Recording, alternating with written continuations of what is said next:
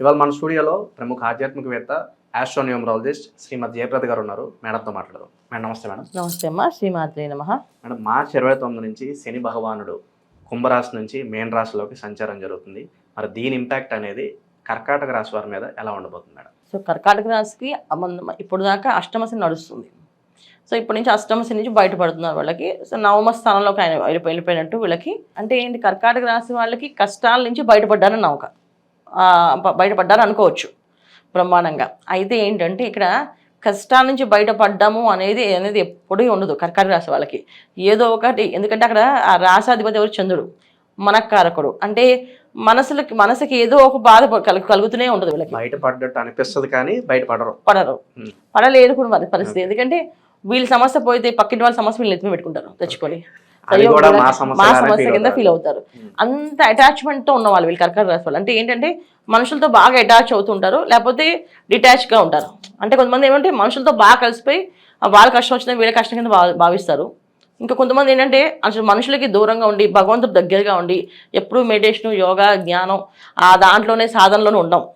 ఇంకా కొంతమంది ఏంటంటే ఎవరితోటి ఎక్కువగా మాట్లాడకుండా ఒక జోన్ గీసుకొని తనకి నచ్చిన వాళ్ళతోనే మాట్లాడేట్టుగా, ఇలా డిఫరెంట్ కల్చర్తో పీపుల్ ఉన్న వాళ్ళు ఎవరైనా ఉన్నారంటే అది కర్కాటక రాశి వాళ్ళు. ఇంట్రోవర్ట్స్ ఎక్కువ ఉంటారు, చాలా ఉంటారు. సో అందుకంటే అది చంద్రుడు ఒక రాశి కనుక ఖచ్చితంగా వాటర్ లాంటి మనస్తత్వం అనమాట. సో నీళ్లు మనం గ్లాసులో పోస్తే గ్లాస్ రూపంలో, ప్లేట్లో పోస్తే ప్లేట్ రూపంలో, గిన్నెలో పోస్తే గిన్నె రూపంలో మారుతారు కనుక ఇలా డిఫరెంట్ కైండ్ ఆఫ్ పీపుల్ ఉండేవాళ్ళే కర్కాటక రాశి వాళ్ళు. సో వీళ్ళకి ఏంటంటే ఏలినాటి శని ప్రభావం ఉన్నా, అష్టమ శని ప్రాబ్లం ఉన్నా, తర్వాత అర్ధాష్టమ శని ప్రాబ్లం ఉన్నా ఒకటే వీళ్ళకి. ఏంటంటే కష్టం ఎప్పుడు కూడా వీళ్ళు పడుతుంటారు, లేదా పక్క వాళ్ళు కష్టపడుతారు, దానికి బాధపడుతుంటారు. సో అలాంటి జోన్ అనమాట. అయితే కర్కాటక రాశి వాళ్ళకి మంచి ఫలితాలు అనేది ఎందుకు చెప్పుకుంటామంటే, వివాహ ప్రయత్నాలు చేసే వాళ్ళకి వివాహము, సంతానం కోసం ఎదురు చూసే వాళ్ళకి సంతాన యోగము, తర్వాత భార్యాభర్తల మధ్యన ఎప్పటి నుంచో సమస్యలు ఉన్న వాళ్ళకి సమస్యలు తీరి మంచి దానికి వెళ్ళడము, ఇండ్లు, సొంత ఇల్లు, ఆస్తి ఇవి రావడము. చాలామంది భార్యాభర్తల మధ్యన కాస్తంత అనారోగ్య సమస్యతో భర్తకు బాగుపడము, భార్యకు బాగుపడడం ఉంటుంది ఈ అష్టమ శని ప్రభావం వల్ల. ఈ అష్టమ శని ప్రభావం వల్ల ఈ ఆరోగ్య సమస్యలు అనేది వాళ్ళు రోజుకి ఎదుర్కొంటూ ఉంటారు. ఎప్పుడు బాగుపడతాం అని. సో దాని నుంచి రిలీఫ్ వస్తుంది, ఆరోగ్యం నుంచి బయటపడతారు, ఆరోగ్యవంతులుగా అవుతారు కర్కాటక రాశి వాళ్ళు. ఎంత ఆరోగ్యంగా ఉంటారంటే చాలా ఇంత హెల్తీగా తయారవుతారో అనుకోరు. చాలా మంది వెయిట్ లాస్ అవ్వడం, తర్వాత వెయిట్ పెరగడము, ఇలాంటివన్నీ కొంచెం జరుగుతాయి కర్కాటక రాశి వాళ్ళకి. అంటే మంచి అనేది వీళ్ళకి జరుగుతూ ఉంటుంది. సో ఆ మంచిని వీళ్ళు తీసుకునే విధానంలో ఉంటుంది. ఇది కర్కాటక రాశి వాళ్ళకి. అయితే ఏంటంటే ఇక్కడ ఎన్ని బాగున్నా ఇక్కడ కర్కాటక రాశి శని భగవాన్ పంచమ స్థానం అయినప్పటికీ ఇక్కడ ఏం జరుగుతుంది అంటే సంతానం ఎదురు తిరగడం కానీ, సంతానం మాట వినకపోవడం కానీ, లేదా సంతానానికి కాస్తంత ఇబ్బందులు రావడం కానీ జరిగే అవకాశం ఉంది. కనుక కొంచెం జాగ్రత్తగా సంతాన విషయంలో కాస్త జాగ్రత్తగా చూసుకోవడం మంచిది. కాలేజీకి వెళ్ళే పిల్లలు ఉన్నారంటే ఏం చేస్తున్నారు, ఎలా వెళ్తున్నారు, ఎలా వస్తున్నారు, బైక్ మీద వెళ్తున్నారా, కార్లో వెళ్తున్నారా, ఫ్రెండ్స్తో వెళ్తున్నారా, ఒకసారి చెక్ చేసుకోవడం, వాళ్ళు సరైన మార్గంలో ఉన్నారా లేదా చెక్ చేసుకోవడం. ఎందుకంటే వాళ్ళ వల్ల వచ్చే సమస్యలు ఉన్నాయి వీళ్ళకి. వీళ్ళ కష్టాలు ఏం లేవు కానీ వాళ్ళకి సంతానం వల్ల వచ్చే కష్టాలు అయితే ఉన్నాయి. సో దాన్ని చూసుకోవడం. చిన్నపిల్లలు అంటే కాస్త అనారోగ్య సమస్యలు ఉండి ఆ అనారోగ్య సమస్య రాకుండా మంచి హెల్దీ ఫుడ్ పెట్టడము, టైంకి పెట్టడము, టైంకి తినడము, ఇవి చేసుకుంటూ వెళ్తే అనుకూలంగా ఉంటుంది. సో ఇవి వీళ్ళు ప్రయత్నం చేసి వీళ్ళు ఇలా వెళ్తే కనుక అనుకూలమైన జీవితాన్ని అందుకుంటారు వీళ్ళు. ఆకస్మిక ధనలాభం కావచ్చు, అలాగే అనుకోని ప్రయాణాలు కావచ్చు, ఇలాంటివి ఏదైనా కనిపిస్తున్నాయి. ఎప్పుడైతే వీళ్ళకి అష్టమశి నుంచి బయటపడ్డారో అది పెద్ద రిలీఫ్ అన్నిటికంటే. సో ఎప్పుడు బంధువులందరూ దూరంగా ఉన్న వాళ్ళందరూ బంధువులు మళ్ళీ కలవడము ఏంటి, వాళ్ళు అసలు ఎవరు శత్రువులు ఎవరు బంధువులు అని తెలియడము, ఇవన్నీ బయటపడతాయి. ఇప్పుడు దాకా ఏంటంటే అందరూ వీళ్ళతో పాటు ఉంటారు, కానీ ఎవరు మంచి వాళ్ళు ఎవరు చెడు వాళ్ళు తెలియదు వీళ్ళకి. వీళ్ళు మంచిగా ఆలోచిస్తున్నారా, వీళ్ళు చెడుగా ఆలోచిస్తున్నారా తెలియదు. సో ఇప్పుడు వీళ్ళకి ఒక క్లారిటీ వస్తుంది, వీళ్ళు నా వాళ్ళు కాదు అని క్లారిటీ వస్తుంది. దానివల్ల ఏంటంటే మెరుగైన ఫలితాలు ఏంటంటే వ్యాపారంలో కొంచెం ఉన్నత స్థానాల్లోకి వెళ్ళడము, ఉద్యోగంలో ప్రమోషన్స్ రావడము, ప్రమోషన్లోకి అసలు ప్రమోషన్ ఎవరు ఆపుతున్నారో అనేది తెలిస్తే వాళ్ళ దూరం పెడితే ఆటోమేటిక్గా ప్రమోషన్ రావడం. సో ఈ జాబ్లో కొంచెం మనకి గుర్తింపు లేదు కనుక ఇంకొక జాబ్ ఎత్తుకోవడం అనేది తెలుస్తుంది అన్నమాట. సో ఒక క్లారిటీ మైండ్తో చేయగలుగుతారు వీళ్ళు. సో అది వీళ్ళకి జరిగే అవకాశం ఎక్కువగా ఉంది. స్పెక్యులేషన్స్ విషయాల్లో కానీ, ఇంకా వ్యాపార విషయాల్లో, పెట్టుబడుల విషయాల్లో కానీ ఏదైనా జాగ్రత్తలు తీసుకోవాల్సిన అవసరం ఉందంటారా? దాంట్లో ఖచ్చితంగా వాళ్ళ జాతకాన్ని చూసుకోవాలి. ఎందుకంటే మనం చెప్పేది గోచార ఫలితాలు. సో గోచార ఫలితాలు ఎప్పుడు కొన్ని ఏంటంటే 50% పనిచేస్తాయి. సో ఎప్పుడైతే వాళ్ళ జాతకంలో యోగం అనేది శని భగవాన్ ఒక యోగ కారకుడు అయి ఉంటే వాళ్ళకి ఖచ్చితంగా ఆ స్పెక్యులేషన్ బిజినెస్ అనేది ఖచ్చితంగా శని భగవానుడు రాహు అవి యోగకారకులై ఉండాలి, అప్పుడే అది రాణింపు అనేది ఉంటుంది. సో జనరల్ కర్కాటక రాశి వాళ్ళకి అలాంటి బిజినెస్ పెద్దగా కలిసి రావు. ఎందుకంటే వాళ్ళు ఏదైనా మనసుతో ఆలోచిస్తుంటారు, మనసు తొందరగా పాటు చేసేసుకుంటారు. ఏదైనా బాధ అనిపిస్తే వాళ్ళు ఏదైనా మాట అంటే పడలేరు వాళ్ళు. ఖచ్చితంగా దాంట్లో ఇలాంటి బిజినెస్లకి వాళ్ళు సూట్ అవ్వరు. సో వీళ్ళు చేయాల్సిన ఏంటంటే మార్కెటింగ్ బాగుంటుంది, వాళ్ళకి మార్కెటింగ్ బిజినెస్ చాలా బాగుంటాయి.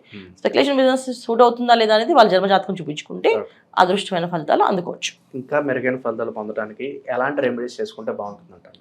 కర్కాటక రాశి వాళ్ళు నిరంతరం దుర్గా అమ్మవారి ఆరాధన చేసుకోవడం, అంటే సంతానం ఒక ఇబ్బందులు ఉన్నాయి కనుక దుర్గాదేవి ఆరాధన చేయడం.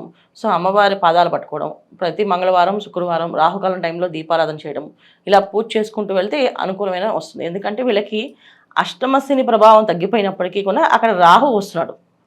సో శని భగవాన్ వచ్చే ఫలితాలే రాహుని ఇస్తాడు. సో శనివత్ రాహు అంటాం. సో ఏంటంటే శని భగవాన్ ఏమైతే ఫలితాలు ఇస్తాడో రాహు ఖచ్చితంగా ఆ ఫలితాలు ఇస్తాడు. సో వీళ్ళకి అక్కడ రాహు వస్తున్నాడు కనుక విపరీతమైన బద్ధకాన్ని, విపరీతమైన ఏంటంటే ఒక మాయలాగా పడిపోయే అవకాశాన్ని, ఏదో ఒక మాయలో ఏదో వచ్చేస్తుందని చెప్పి ఉన్నది ఖర్చు పెట్టడం కానీ ఉన్నది ఇచ్చేయడం కానీ జరుగుతూ ఉంటుంది.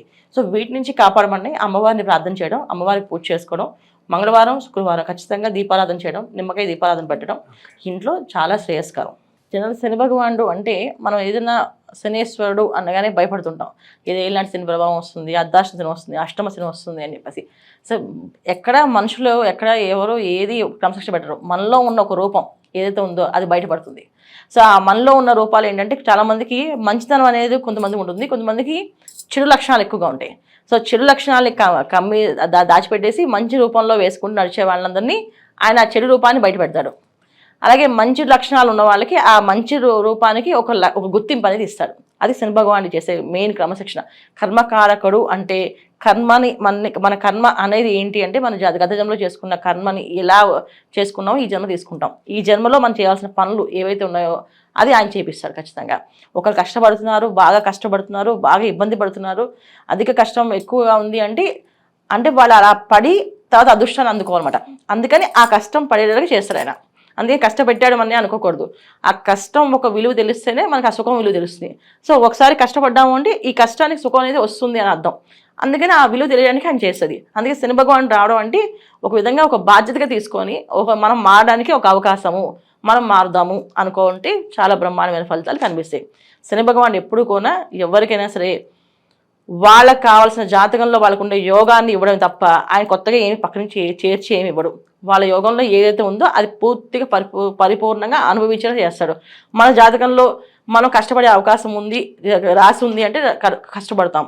లేదు మన జాతకంలో అదృశ్య యోగం ఉంది అంటే ఖచ్చితంగా అదృశ్య యోగాన్ని అందుకుంటాం. ఈ అదృశ్య యోగానికి ఈ తర్వాత ఈ కష్టపడడానికి కారకుడు ఎవరంటే శని భగవానుడు కర్మకారకుడు. సో అందుకే ఆయన మకర రాశికి కుంభరాశికి అధిపతి అంటే కర్మస్థానం, లాభస్థానం. సో జనరల్గా మనం చూసుకుంటే 10వ స్థానం 11వ స్థానం అవుతుంది. 10వ స్థానం అంటే కష్టపడడం ఎలాగో, 11వ స్థానం అంటే లాభపడడం ఎలాగో. అంటే 10వ స్థానంలో కష్టపడడం నేర్పిస్తే తర్వాత సుఖపడి చూపిస్తాడు ఆయన. ఈ విధంగా ఉంటుంది కనుక శని భగవానుడు యొక్క తత్వాన్ని మనం అర్థం చేసుకొని ఆయనకి ఏది నచ్చుతుంది తీయగా మాట్లాడడము, ఎదుటి వాళ్ళని నొప్పించకుండా ఉండడము, మనం తల్లిదండ్రుల దగ్గర మన భార్య పిల్లల్ని బాధ్యతగా చూసుకోవడము, అలాగే ఈ పద్ధతుల్లో మనం ఎవరితోనైనా మాట్లాడినప్పుడు స్పష్టంగా నిదానంగా చెప్పడము, నచ్చలేదు అని మొహం మీద చెప్పకుండా నచ్చట్లేదు అని నిదానంగా చెప్పడం అనేది చేసుకుంటూ వెళ్తే అన్ని అనుకూలంగా మారుతాయి. ఇది శని భగవాన్ ఒక తత్వం.